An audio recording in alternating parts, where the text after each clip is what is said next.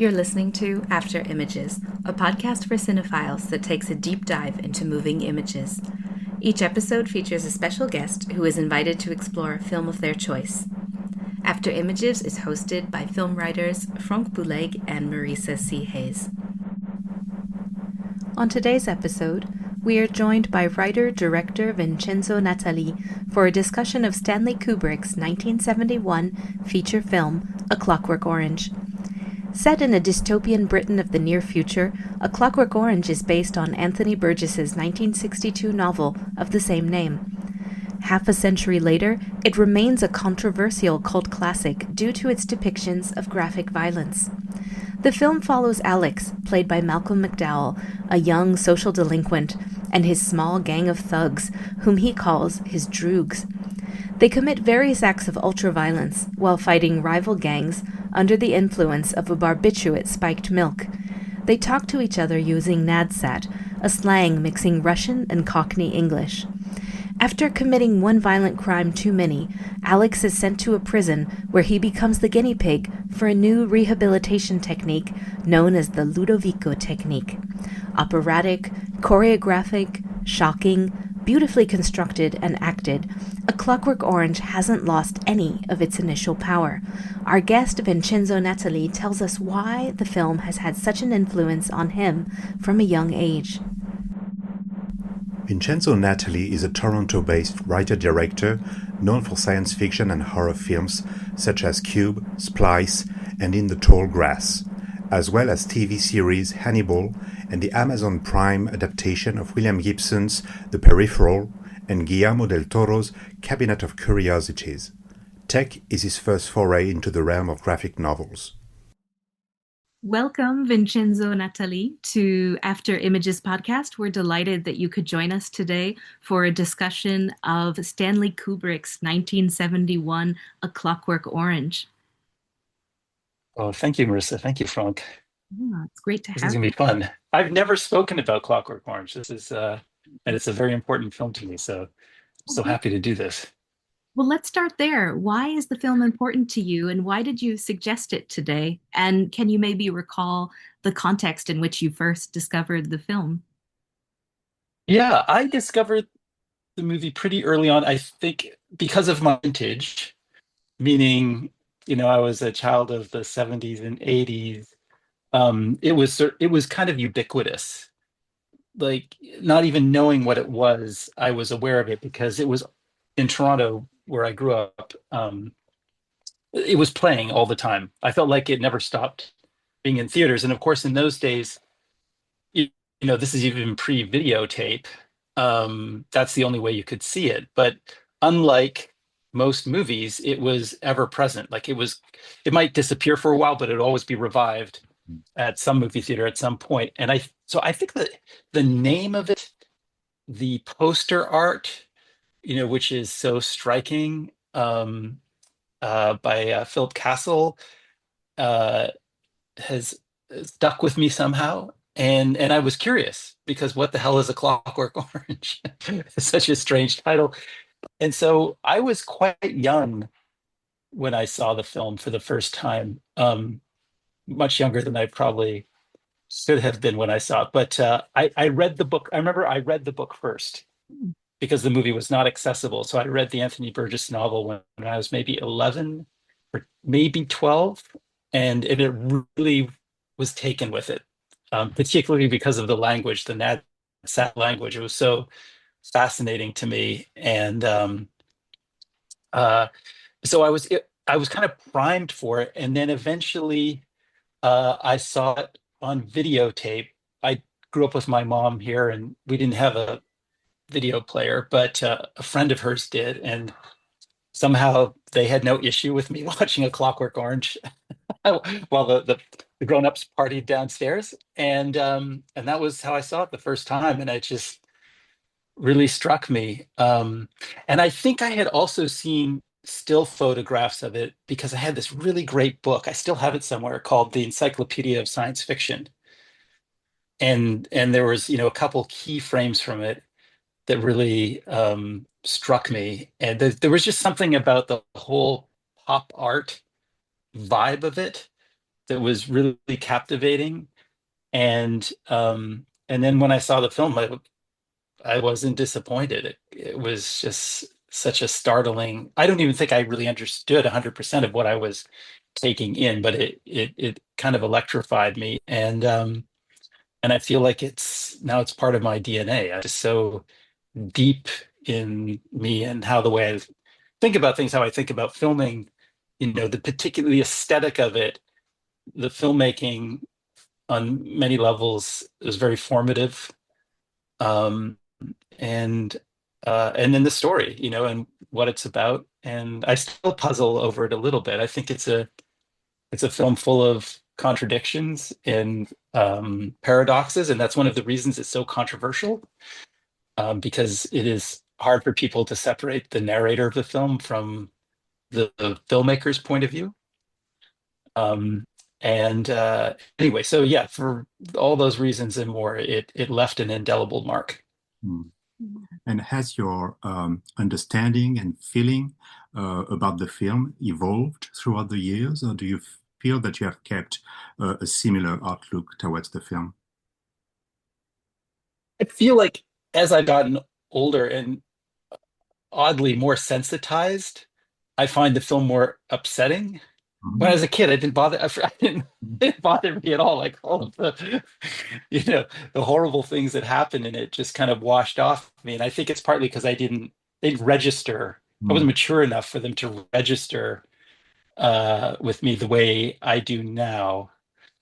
Um, and and I kind of vacillate a little bit in terms of what I think the strong parts of the movie are, because the film has this incredibly dynamic first part, you could say a first act, I guess, which is really contains most of the images and moments that people talk about in the movie. But then the remaining two-thirds of the film are much more methodical and sedate.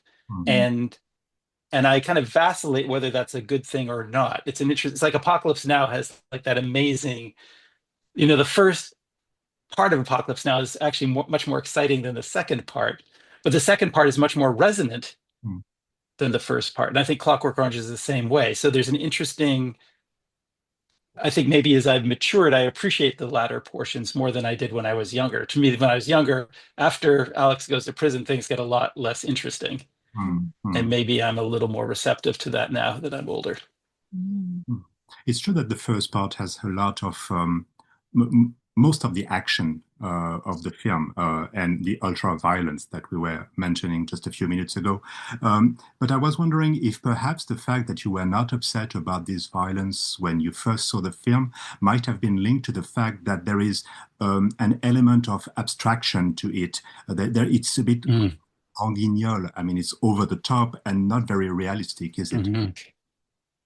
Yeah, and that's what I loved about it too, was the theatricality and the formalism of it. Mm. That I really responded to that. Like it is, in a way, you could say that Clockwork Orange is a musical. That Mm. it has that, it has that level of artifice to it. And then of course everything that's horrible in it is played funny. So, and from a distance. Mm. So it's not bloody. Like I think that the what's disturbing about it is more the emotional violence. Like if you in any way connect to like the people that are being raped in this film, of course you're going to be traumatized. But the film is so distanced from them, and especially when you're younger and you don't really know what that is, what that means. I think it just kind of doesn't affect you. Like I have a theory that kids are self-censoring. Mm. That like I think it was fine for me to watch A Clockwork Orange because the things that are truly disturbing about it I didn't really get. Mm. So they just sort of washed through me. They didn't affect me badly. Didn't disturb me. They didn't make me pervert me. They Mm. just kind of went through me. And then when kids do see something that feels dangerous, like and it's scary, they'll actually self-censor. There's Mm. a tendency to just then shut it off or close your eyes or look away. Or so yeah. So no, I think you're right, Frank. I think that the film doesn't really hit those chords.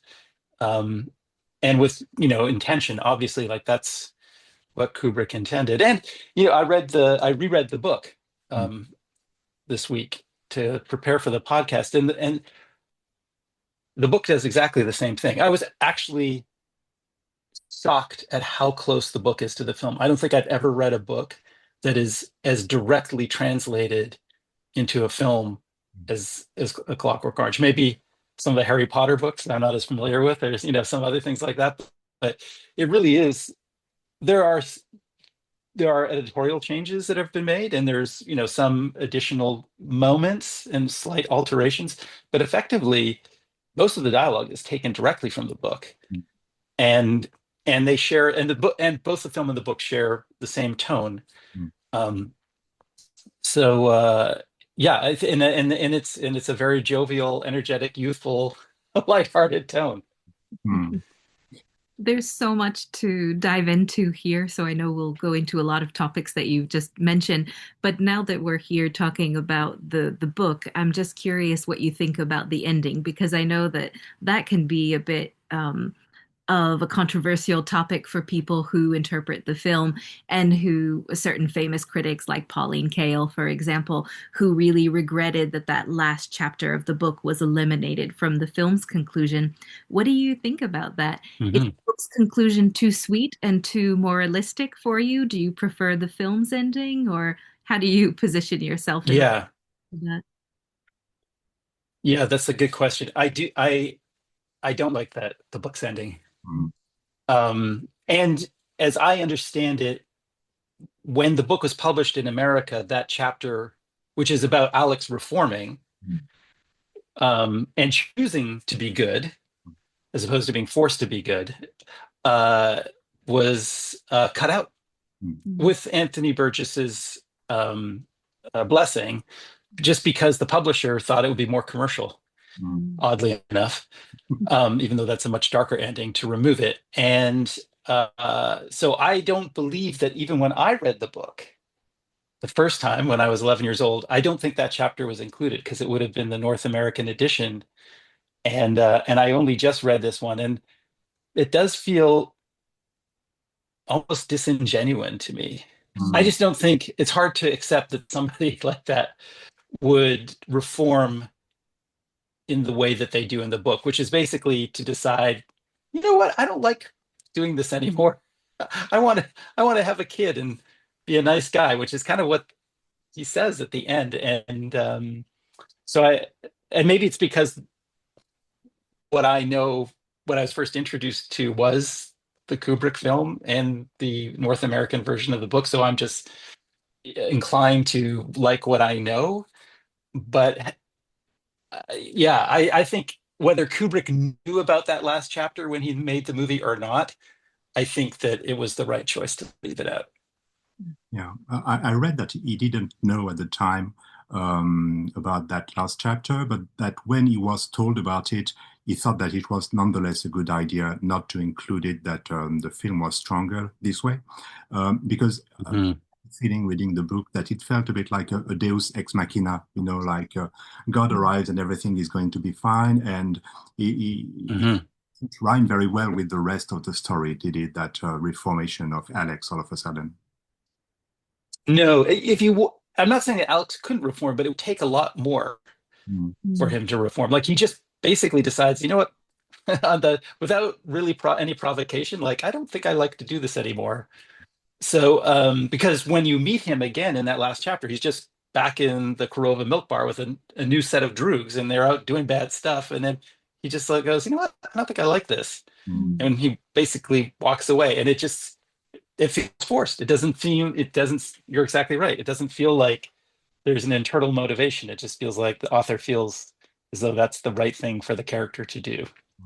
Mm. No disrespect to Mr. Burgess, who's genius. And piggybacking a bit on this question of controversy and the links to violence, what do you think about all of these debates related to what's shown, and a lot of questions or a lot of words that get thrown around, like objectification, desensitization, and lack of sensuality, or perhaps for some people, what is a sensuality Mm, represented in those scenes? mm, Do you think about that? And maybe your relationship, as you mentioned already, has evolved in terms of a child not necessarily processing that, or processing it sort of mhm. intellectually anyway. But Did you become violent as a result of watching the film? uh, this is an endless debate, right? Right. It's an interesting one, and I do feel like movies. This is beyond just A Clockwork Orange. I do feel like movies have an influence on culture, and therefore indirectly, perhaps they do influence behavior. Where I, where I, and I know you're asking a slightly different question, but where I fall on this is, um, I don't think any movie is capable of making somebody become a rapist or a murderer. You'd have to have that in you already. A rapist or murderer might like the movie. They might even quote the film, but it's not going to turn somebody into that. Same thing with, I don't think media has that much power, honestly, to affect behavior to that level. I think it has an influence, but I don't think I do feel like it's a spectrum, and I don't think this is my layman unscientific view of things. I don't think that it is without influence. Mm, I think we see it now in many ways. Words alone are very powerful tools, let alone a moving image with sound. So, uh, and then in terms of like how the film was made, like the way it treats women, the way it treats violence, I know that even at the time, like Pauline Kael wrote a scathing review, and I can't remember exactly what she said, something to the effect of like Kubrick is like a German doctor when he mm, films sex or something like that. Like, but kind He of really had making a it in point that like him. mm, it's really repulsive that he's so clinical in the way he deals with these things. Uh, I would make the argument that, well, yes, that's why it's so effective, mm, because it's not, he is treating it kind of like an alien, mm, viewing this behavior somewhat dispassionately and without comment. mm, And I mean, he is really commenting on it, but the film's perspective is so detached. And saying I was watching it again for this, I was particularly aware of like how all the violence is seen from a great distance, like literally from the other side of the mm, room. So you like that's not traditionally how we shoot violence, mm, because usually when you're making a scene like that in most films, you want to get people inside the action. mm, You want them to be participants. And Kubrick does the opposite. He it's almost like a CCTV view mm, of the violence. So it's very much from this kind of alien, omniscient perspective, mm, which you could either see as being perverse because it's voyeuristic, or you could see it as being actually very respectful of the audience because it's not telling them how to respond. It's letting the audience decide. Um, but it's a uniquely Kubrickian mm, mm, perspective, which is part of the reason I love it so much. And then, of course, you look at all the other things that are in play, like the music, and how music is almost always used ironically and mm, for humor. And uh, so and of course, I'm a guy, so I have I don't think I'm sensitized in the way other people would be, especially women would be, and uh, yeah. But but I wasn't offended by it. Like I tried to see it from that perspective, and I could see how someone would be offended by it, but I don't feel like the film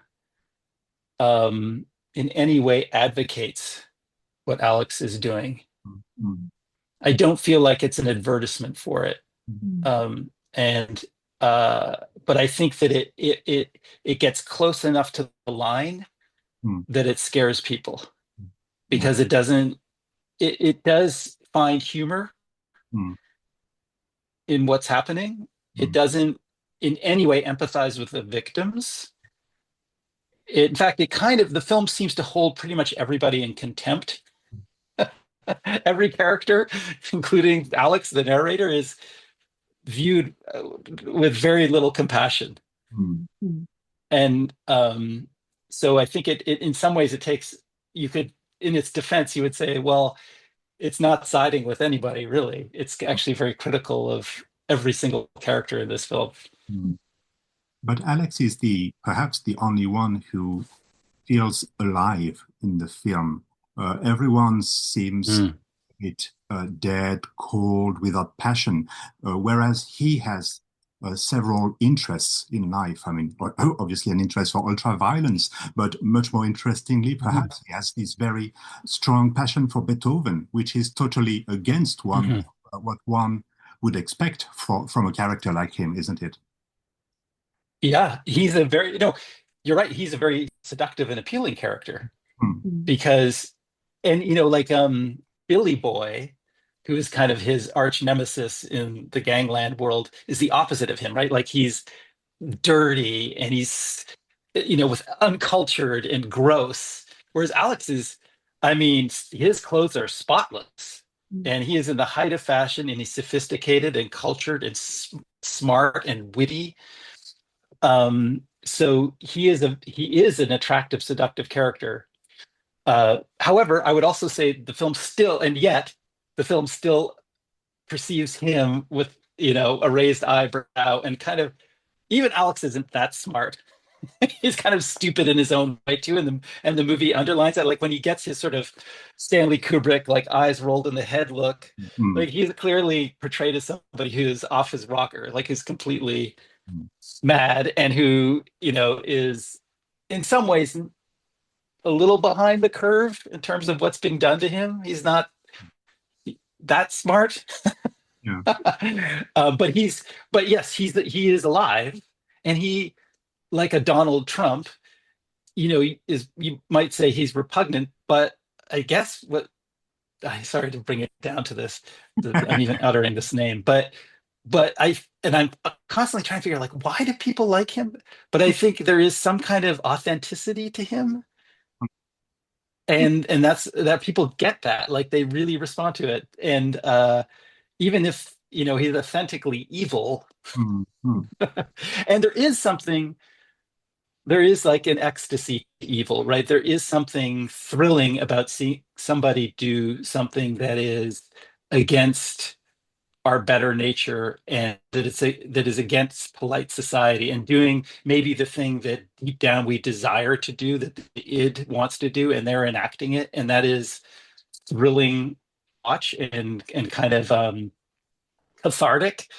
So I think, yeah, you're right. Like Alex does all those things, and then also he's posited in a world where it feels like maybe he's in a slightly fascist Hmm. future. Like there's a line where the Ministry of the Interior, or whatever he is, says, we're not having the riffraff in the prisons. We're making room for, people of a political persuasion, or something to that effect, like implying like, oh, they're going to we need to make room in the prisons for all like the political prisoners we're going to put in here.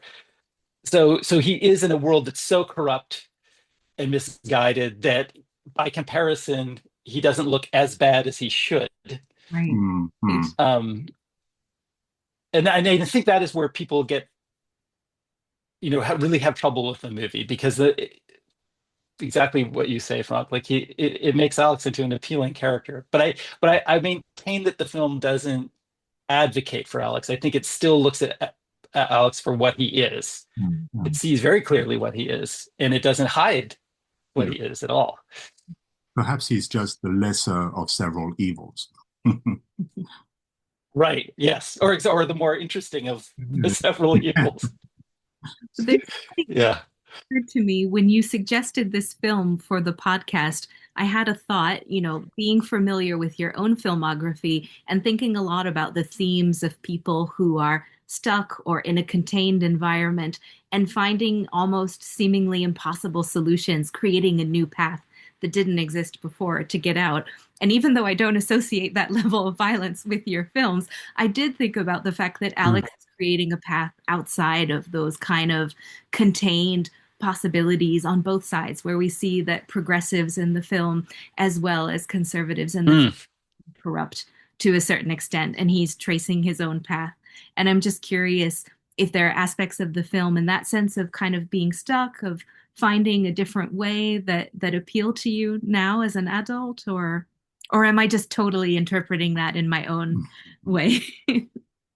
No, I think the film is kind of a proto punk film, right? Like it obviously had an influence on punk music and punk culture, which is angry and a reaction to the hypocrisy and the corruption of the world.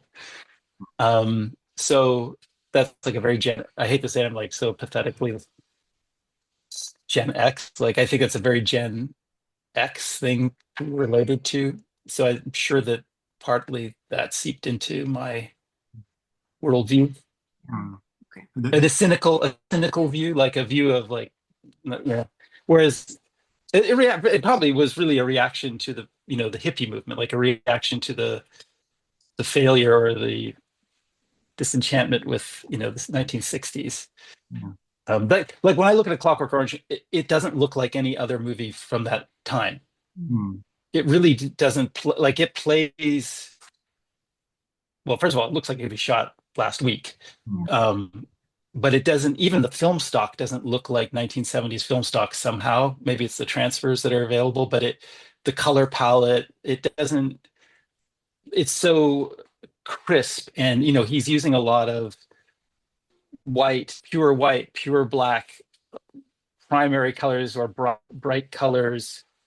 It doesn't have that kind of gritty, dingy look that a lot of films like the French Connection came out that year, which is a marvelous film, but has like it to me like is like the perfect example of what movies looked like at that time, which was like it was lots of brown. It was actually the actual film stocks, Mm. were very warm and they would pick out browns and grays and mid-tones and whereas Clockwork Orange feels very crisp and I wouldn't say contrasty, but almost like it was shot on the film stocks from the 1980s, not 1970s. So that film just feels like it's out of its time in a way. And even though in some ways is of its time, but I think, another stroke of genius was that the film has no pop music in it. Mm. Like you could describe it as a youth culture film. And at one time the Rolling Stones are going to be the Droogs, and I think even the Beatles. Yeah. uh, so you would have assumed like any other filmmaker would probably have put in some kind of contemporary music, even though the classical music is written into the novel. But the choice not to put contemporary music really helps make the film timeless. Like it doesn't. It's hard to place. I mean, some of the fashions, I suppose, give it away. But other than that, it's hard to identify it as being of a particular moment. Mm. And it's interesting because the film came right after 2001, Space Odyssey, so it does have a certain feel of science fiction. I mean, it's supposed to be in the near future, but as you mentioned, it also has this no future sort of message that to the punk movement. And you connected this with the hippies, and I was wondering if perhaps this was not also connected with the Vietnam War and the influence of the Vietnam War being on television in the United States every evening with its actual violence. And all of a sudden, people get upset because they see fake violence in a movie. I mean, what do you think about this?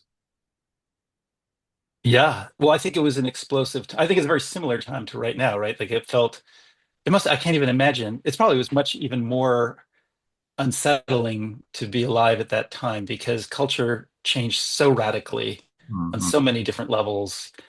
And of course, yeah, there was this terrible war going on and a different kind of war than people were familiar with, or certainly presented in a way that they weren't familiar with, where it was much more visible and ugly. And and you look at the other films that came out in 1971, like the Ken Russell movie, The Devils, which was released by the same studio. Like Warner Brothers put out A Clockwork Orange and The Devils the same year. Like you can't even, that's inconceivable now. You can't imagine that happening now. And Straw Dogs. These are very transgressive movies, but made by major filmmakers, released by major studios. So there was obviously something culturally going on that made that somehow desirable or permissible. And and even in like the French Connection or Dirty Harry came out that year, or on another level, Harold and Maude. These were all, I mean, I guess they were all somewhat in the wake of the counterculture and appealing to youth culture. Obviously, that's what The Clockwork Orange is doing. So yeah, I think it did obviously arrive from that moment. Mm. And it's interesting you mentioned 2001, because I think the film does rhyme with 2001 a little bit. Like there's, the whole scene that's in slow motion where Alex beats up the other droogs does feel like a self-conscious riff on the apes in 2001 using a bone as a weapon for the first time. And of course the use of classical music, and there's even the old drunk who gets beaten up at the beginning talks about men in space and walking on the moon and no attention paid to earthly matters. And that also feels rather like a self-referential line, but not in a cute way, but in a smart way. Like he's kind of making a point that, oh, this is one kind of science fictional world, but here's another one. And I guess people even have theories that, like, well, actually they do take place in the same time and universe, that, well, that seems a bit silly. But yeah, it's interesting how those two films relate to each other. And it's interesting now, one of the reasons I wanted to do this podcast about Clockwork Orange is specifically because people don't talk about Clockwork Orange anymore, because I think it's fallen on a little bit on the side of being politically incorrect or scary. And frequently when I now hear, Kubrick's oeuvre mentioned, somehow Clockwork Orange seems sometimes to be left off the list or not highlighted. Like when I was growing up, which by that time Kubrick had finished making most of his movies, it was always like Clockwork Orange was like mentioned in the same breath as 2001 and Doctor Strangelove. And now I feel like it's The Shining, 2001, Doctor Strangelove, maybe Barry Lyndon, but is Clockwork Orange always on that list? Not always. So I think that the film is, as much as it maybe speaks to this moment or feels resonant at this moment, is also a little bit of a pariah. Do you think it's linked to sorry to interrupt. Do you think it's linked to the aesthetics of the film or to the themes that are explored by Kubrick? I think that it's because it has particularly male perspective and is very unkind to women. And I mean, there are no women in the movie who aren't laughed at or treated horribly.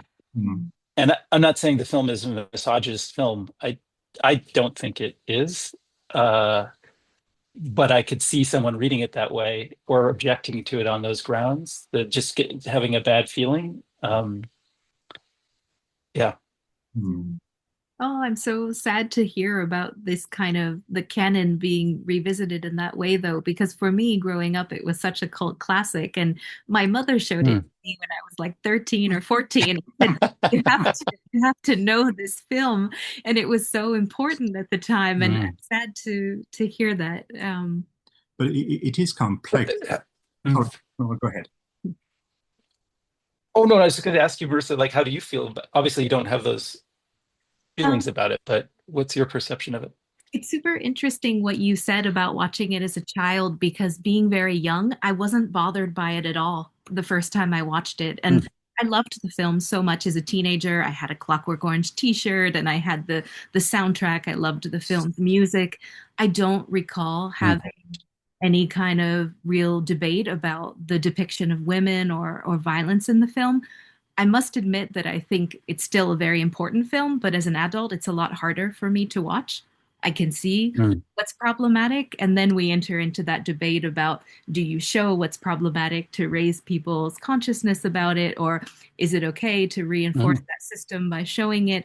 And I don't have all the answers to that, but I am very, very opposed to wiping away films or saying that it's no longer acceptable to show them. I think we should show them and have honest conversations about them And, life is messy and complex. So we really need to dive into those questions instead of sort of running away from them and shunning certain films.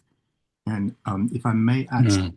I recently read an article about the film that was tackling this question of the depiction of women, and that was making a point saying that, in fact, it's a film about homosexuality. It's a film about these men wanting to be with other men in a sadomasochistic way. And women are just Mhm. as an excuse, as a prologue for what's happening next. And I thought that was a very interesting reading of the film, and there might be an element of truth to it. Yeah. Well, Anthony Burgess wrote a book called The Wanting Seed, Hmm. Mm. which deals with themes like that, where homosexuality is kind of the dominant sexuality in the world, and what Hmm. does that mean? And so I think yeah, I think there is, and it's just like guys in a gang, like that's there. That's part of it. For sure it is. Um, so yeah, it's interesting. I get, suspicious of like my own perceptions of things because of who I am and not necessarily seeing it from all sides, and not being sensitized the way I would be if it was a movie about a bunch of guys getting raped. Hmm. Hmm. Maybe I'd feel a little differently. So, but yes, but I'm bothered by the fact that maybe people are afraid to um, uh, put the film in where I think it belongs in its canon, which is very high Hmm. Hmm. and is an extraordinary movie. I mean, I don't like calling movies perfect because I Hmm. feel like even perfect movies are perfect because of their imperfections. But it is a kind of perfect movie. I think it does what it wants to do flawlessly, like beautifully. It takes. I mean, don't think anyone could have adapted that novel better than he did. It was the perfect melding of source material and filmmaker, and then perfect casting. Yeah. I mean, you know, for better or worse, Malcolm McDowell will always be remembered for that role. He's so brilliant and iconic and unforgettable. And I felt like he kind of couldn't help but play variations of that character in so many other movies. I saw Caligula for the first time recently. Hmm. Um, and you can't help but see echoes of Alex DeLarge in Caligula.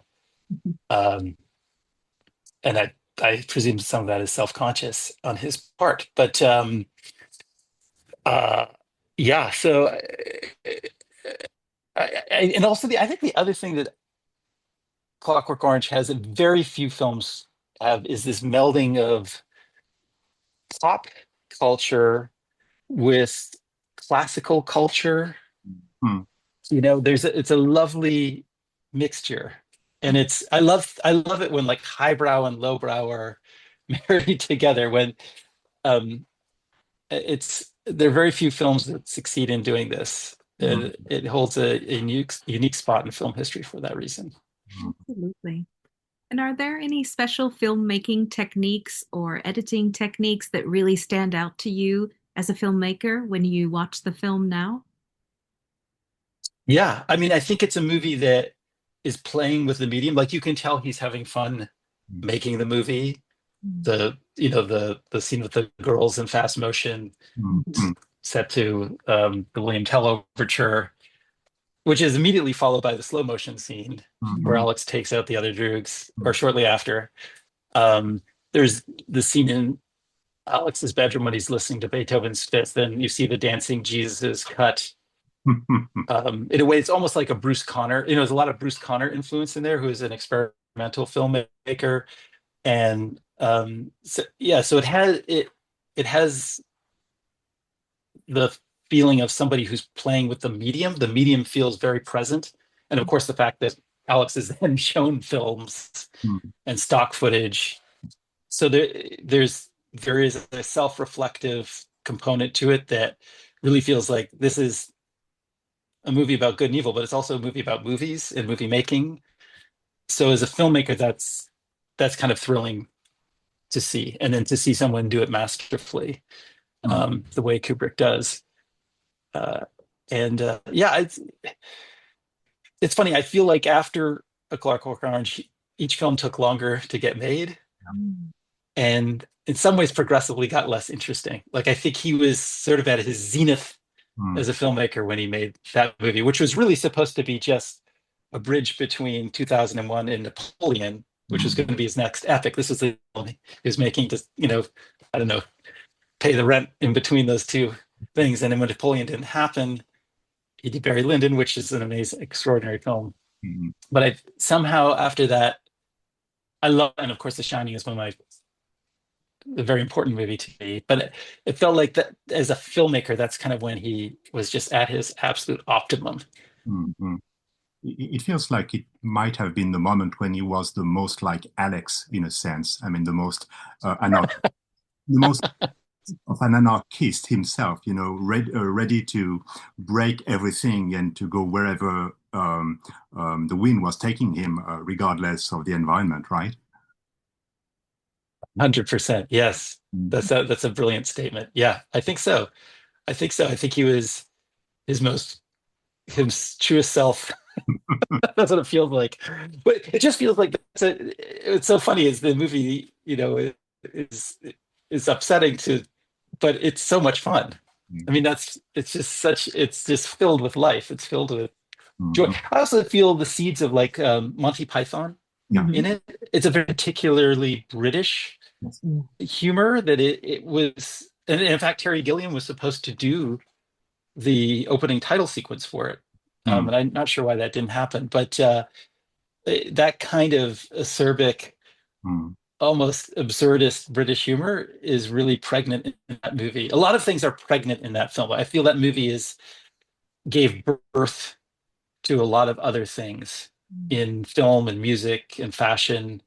Its influence just it was like tendrils that went out into the world and had such a massive impact on the overall culture. And then the book itself, like I was shocked when I read the book. I was like, when was this written?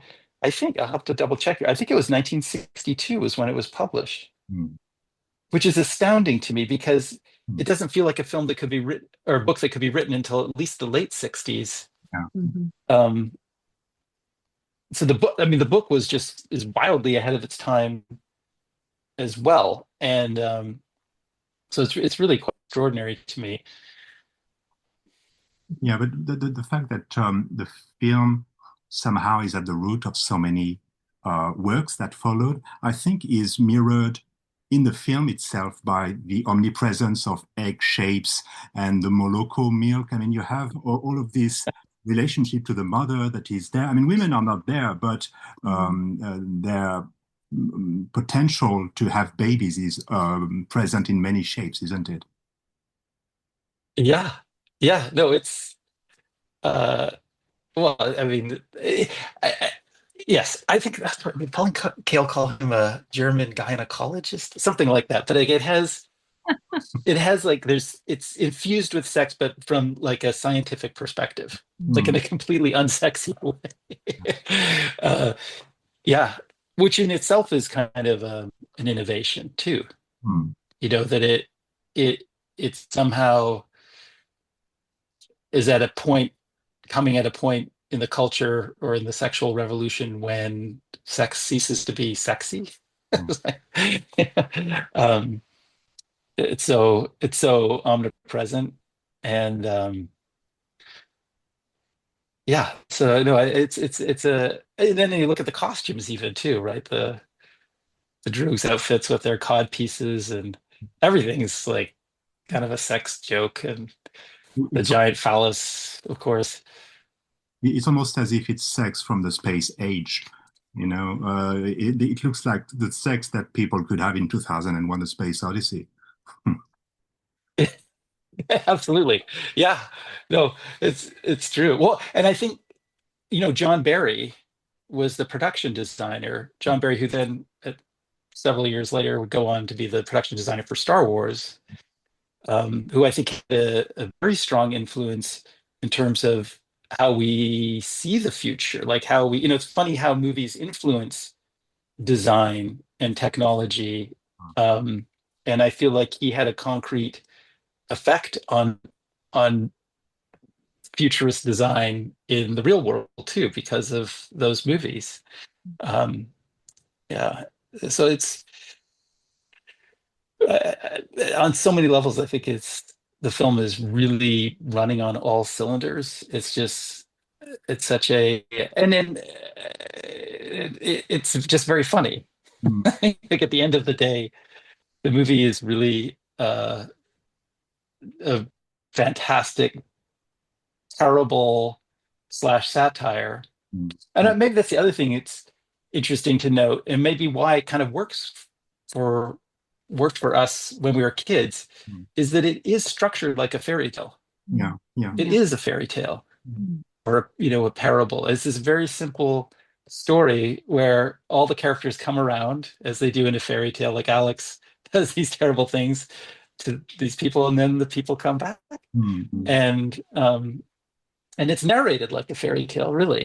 Mhm. So it also I feel like it's in some ways anticipating how movie storytelling became a little more fairy tale like and simpler, mm, in the coming years. In the 1970s, late 60s, there was a real movement towards reality, like mm, British kitchen sink dramas and the Nouvelle Vague in France were Mhm. all about let's capture real life on film, and I feel like Kubrick is going the opposite direction. Like he's going completely towards theater and artifice and opera and fairy tales, um and that's when you're young, particularly. I think that's really captivating. Like when I was a kid, I didn't want to see reality. Yeah. That's uh the I reality. wasn't really interested in that. It didn't resonate. And later on it did. But I think on that level, the movie is quite innovative and ahead of its time. The Mm, design is just so spectacular, and the color palette as well, in terms of the interiors. And of course, I mean, Kubrick is known for that use of patterns and clashing or parallel Mhm. colors. But I think that that really just draws you in on a very sensual level. So it's interesting to me that someone like Pauline Mm. was saying that there's no sensuality in the film, that it's somehow devoid of that, because I think Mm. in terms of the sensorial qualities of the design, I mean, for me, it is a very sensual film. Aesthetically unparalleled. Like, and the Mhm. way the way he lenses everything with these really wide lenses. He shoots one point perspective. mm, mm, He has very linear camera moves. Like usually the camera is either moving out or in, or it's tracking, mm, or it's moving laterally, but it's never going diagonally, and it's never moving in more than one direction. mm, mm, Is a very which is fairy tale like too. Like in a way, in its kind of presentation is very simple. Not simple to do, extremely hard to execute, but very clean and easy to read as a viewer. Um, and I found that so captivating. I love the theatrical nature. Like it even feels like when the actors are acting, they're acting on stage, yeah. Mm, because a lot of the lines are delivered with a lot of volume, mm, and Yes. mm, they're in spaces that are like empty spaces, so there's an echo, and a lot of scenes have no music. mm, It mm. almost feels like we're watching a stage play being filmed. Yeah. Yeah. um, and there's something really exciting about that, and inclusive, like too, when it's that theatrical. It does feel a little like the filmmakers nudging Mhm. breaking down the fourth wall a little bit and Mhm. pointing and nodding, and in an inviting way, rather than a distancing way. And yeah, so I no, I agree. I think just the design aspect of it is thrilling, and that is in terms of the sound design and the music, which I of course have the Wendy Carlos soundtrack. I think there were two soundtracks. There's a film soundtrack that then somehow became unavailable, and then when I was a teenager, I got the Wendy Carlos soundtrack, which had music that wasn't even in the movie, some of the more experimental music that she did, um, electronic music. Uh, and yeah, so I just the film is just like a feast, and the I have a thing for brutalist architecture, but it's all brutalist architecture, and the compositions are like so bold and aggressive. Yeah, it's really it was quite extraordinary to see, and I think taste has come around a little bit to it as well. It's sort of, you can see, like, that's why I feel like it could have been made yesterday, really, Yeah. and also because so many people imitate Stanley Kubrick at this point. Um, but the film is very deliberate. I think that's also one of the things that I enjoy. Sometimes it's taxing, but I enjoy the deliberateness of the pacing, of of the actual delivery of the lines. Like, there's that point where we're in the writer's house, and Alex is ringing the doorbell, and you have this shot of Patrick McGee behind his typewriter, and he says, "Well, this is something like, who could that be at this time?" And then the camera goes over, and the actress who plays his wife, I'm sorry, I don't know her name. She's waiting for the camera to get to her. Like, she doesn't answer in a natural way. And it feels the deliberateness of that, the artifice of that, I love. I think there's something really powerful and delicious about it. And it's very interesting that you're mentioning this moment in the film, because in relationship with the symmetry that you also mentioned, because you have two moments that take place at home, the place where Mr. Alexander is fighting, and that's one at the beginning of the film and one at the end. And of course, the result is very different the second time he goes back there. So I was wondering if you had a theory about why this place is called home, and why that person has basically the same name as Alex. I mean, there's Alexander Delarge, but there's Mr. Alexander, which it might be chance, but I don't think so if it's Mr. Burgess who wrote the book. Yeah. Well, home, like the sign that says home is in the book. I was amazed when I read that. I was like, who thinks of that? Like, that was 1962. It's such a pop art conceit. It was so odd. I was sure that was invented by Kubrick, but it's actually in the book. But I do think that plays into this whole sort of, artificial fairy tale type style of storytelling, because home, just calling it home, they're giving it this generic name, makes it everybody's home. And I'm sure, as much as we are seeing things from Alex's perspective, and there's kind of like a sick humor in the whole home invasion scene, that was probably Stanley Kubrick's worst nightmare. Like, I'm willing to bet that he, especially after the film came out and like people were being murdered and claiming that they were influenced by his movie, and he was receiving death threats. Like this, he was a very loving father and family man. He had an estate outside of London. This would be his worst possible nightmare. Like, the guy at the typewriter, Mr. Alex at the typewriter, Patrick McGee, is Stanley Kubrick. Like, I think that's him, with his beautiful wife. Like, I feel like this is his worst nightmares. So oddly played from the perspective of the perpetrators rather than his point of view. But yeah, I don't know. That's so interesting. I don't know why the writer is named that. Maybe for that reason. I wonder. I didn't notice that in the book, so I feel like that was something that was added into the film. And are there moments today in your own filmmaking where you can recognize anything that's a direct Kubrick influence, or would you say that Kubrick's films are just kind of there floating in your creative conscious because that was formative for you? Oh, no. I mean, of course, I steal lift directly, frequently. I think his use of I like the graphical simplicity of his shooting style. Like, I like symmetrical compositions. I like single point perspective. I like wide lenses. I like it when everything's in focus and you're kind of in the world. I just find that like really appealing and compelling. And so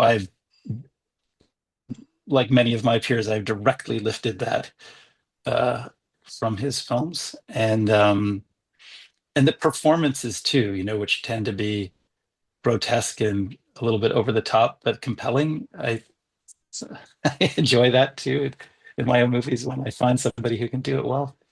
Um, so no, I feel like this movie is deeply baked into my identity Mm. as a filmmaker. It was like I would definitely put it in the top 10 most influential movies for myself. Uh, I mean, with several other Kubrick films. But yeah, I think, and I'm sure he had his influences like Max Ophüls and people like that. But there was no one who really did what he did. Mm. Can we ask what you're currently working on? What your next projects are? Are you preparing a new movie currently? Uh, well, I'm trying to get movies made. I have like three scripts that are very ready to be made, and I'm just waiting for somebody to agree with me. But it's an interesting time. I think it's such an exciting time in the world in general, and terrifying, of course, but exciting. And in the film world, it always feels like a microcosm of everything else. The film industry does too. So it's chaotic, like everything's falling apart. Mm. But I also feel like in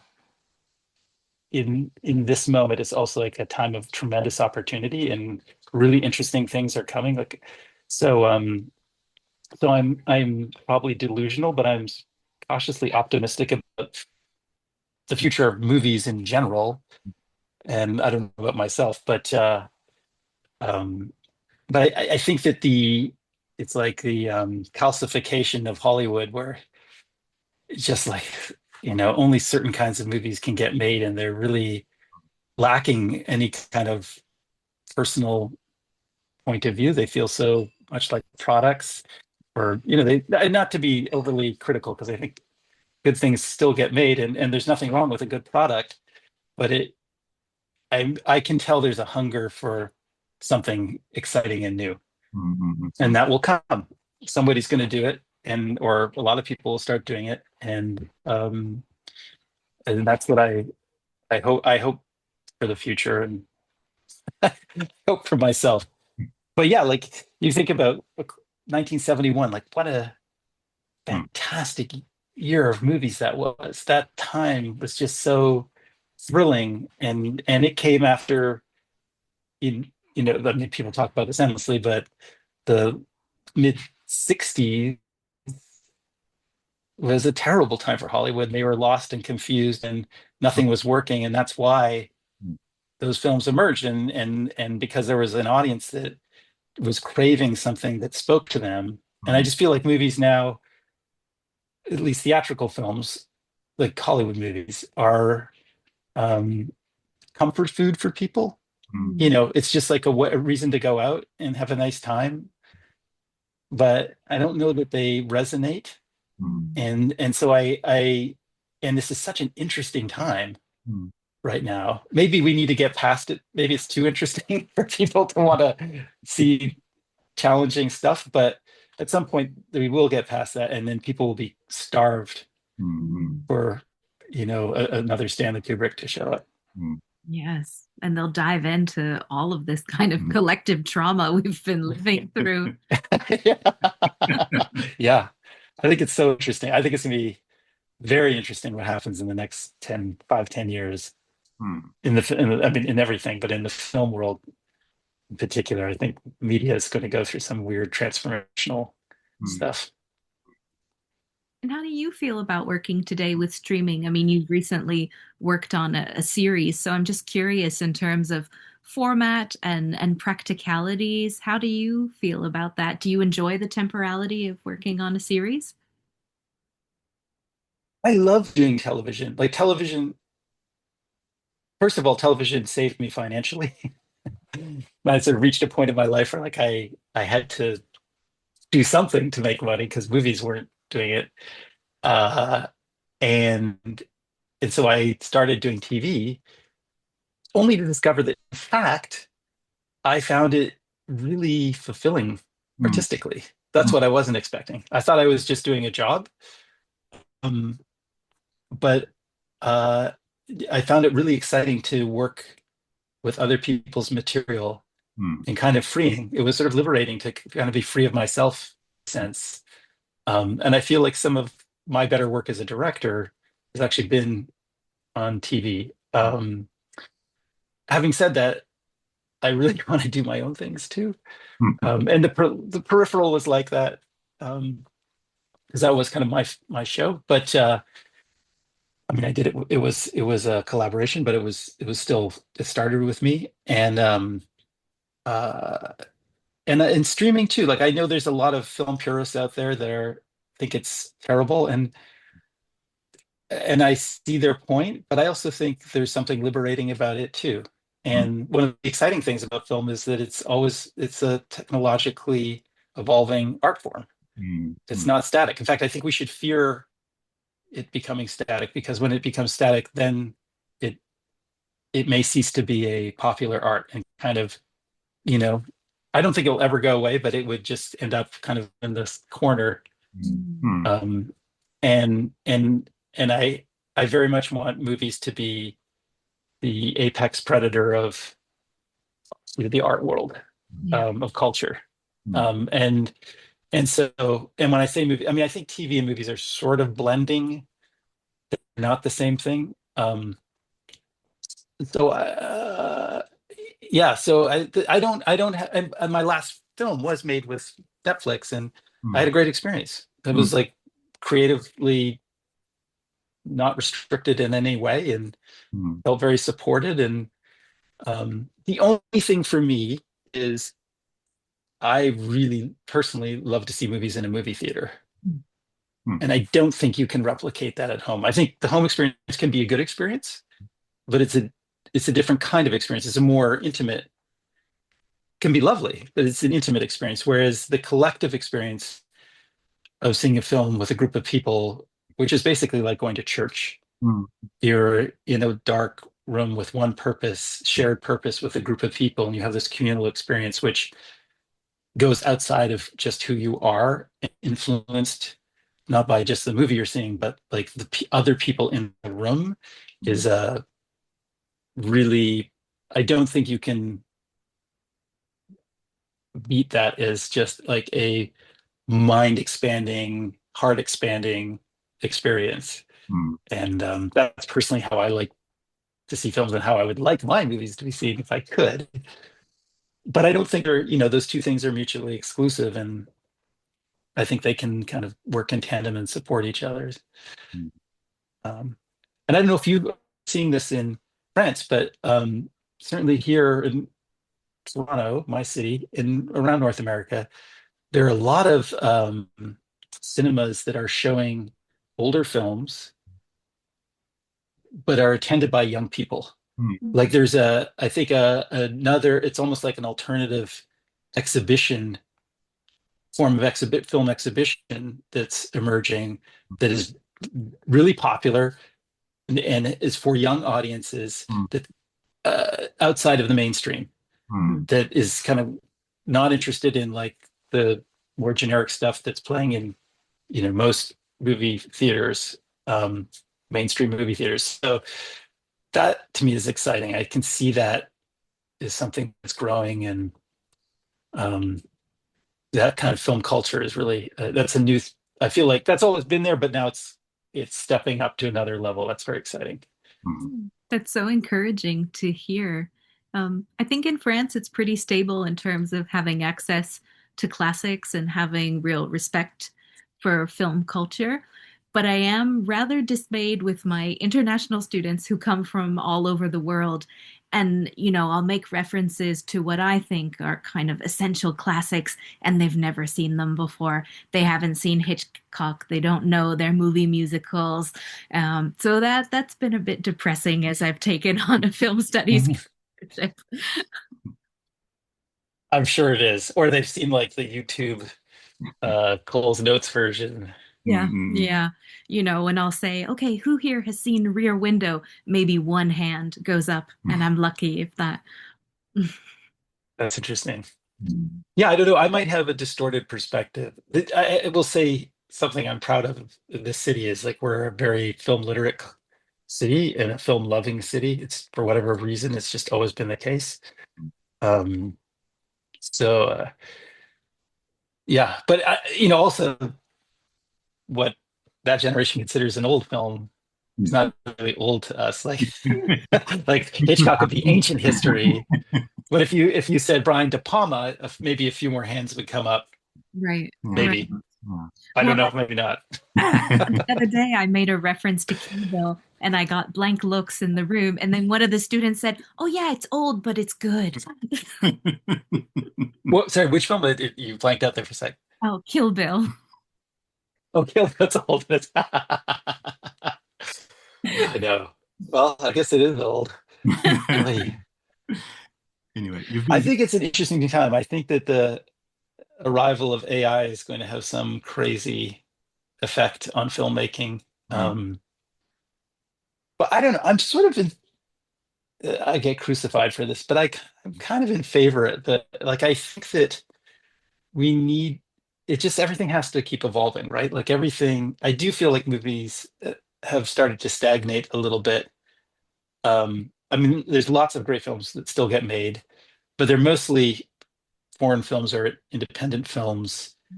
I think mainstream cinemas are in a really bad place right now, and on a lot of levels. And so, but I see like I see all this young talent. I see so many talented young people out there, and I feel like with all these new tools that are emerging technologically, and that something interesting is coming. Mhm. I agree with you. I know that it's not um, well seen somehow to say that you are excited by the arrival of AI, and I understand that there's a lot of problems going along with it about authors' rights and copyrights and all of this. But I have also seen some works done with AI, which I find quite amazing, and they're not quite there yet, but I think that they can also in the future help us produce some very amazing results. That's my feeling anyway, and my hope. And Yeah, is that also the way you feel about AI, or are you a bit more cautious, I perhaps? think so. Yeah, I'm speaking specifically of like AI graphics. AI is like a huge thing. It's very complicated, but AI in filmmaking, first of all, the whole copyright thing they're going to get past Hmm. because they're already training AIs to on copyrighted material that they own, not stuff that's scrubbed from the net and that's stolen. Mhm. So they're going to they're already working around that. That's not going to become as much of an issue. Um, and yeah, I agree. I think it's going to allow people to do all sorts of things, including giving them a hunger for the real thing. Yeah. Like I think that again, these things can coexist. I think that AI, it's there'll be hybrid things that are partly real humans and augmented stuff. There'll Mhm. be stuff that's just AI, and then there'll be things where they're like there was no AI used, where a disclaimer will show up at the beginning for all the people who are sick of looking at AI imagery that does things the old-fashioned way. And so I think anything that I think movies are ready for some kind of injection of something new. I, I think the whole world is obviously in this flux state, and um, yeah, I agree with you. I'm not cynical about it. I actually am fairly optimistic. I think it's gonna be hugely disruptive, and film is one of the last mediums that is handmade. One of the last things that we make Mhm. that is entirely handmade. So I certainly don't want to see that go away, and I sure it'll be disruptive in terms of professions and jobs and craftsmen who did great things and are not able to do it as much. Just like when CG. Like I lament the arrival of CG in some ways because I used to love visual effects, Mhm. and now they're not interesting to me anymore because they're just you know they're not handmade as much. Uh, but but they somehow that's still people still build miniatures and they still Yeah. do stop motion and they still do makeup effects, and I think these things can coexist. And um And there will be a little Stanley Kubrick who in his bedroom makes the most amazing thing you've ever seen Mm. with text prompts and his friends. I Mm. think some kid's going to come along and do something that just blows our minds at some point. You've been extremely generous with your time. Usually on the podcast, we end by asking our guests a question, which is there a question you wish we had asked, something that you wish we had asked and haven't asked? um, oh my goodness, I'm bad at asking questions. I'm probably not very good at giving answers either. Really bad at asking questions. I don't know. You've been great so far. I know. I just don't. Have anything interesting to say. Like I think you've been very effective at covering A Clockwork Orange, and we just talked about the subject I'm most interested in right now, which is AI. Oh, fantastic. Yeah. Yeah, I'm feeling very complete here. Awesome. Awesome. Okay. Thank you very much for this discussion, Vincenzo. It was a real pleasure to chat with you tonight, our time, and I guess a bit earlier your time. We are really looking forward to your next projects. We are really eager to see what's going to come next from you. Yes, thank you so much. Thank you. Oh, such a pleasure, Frank. Such a pleasure, Miss Seth.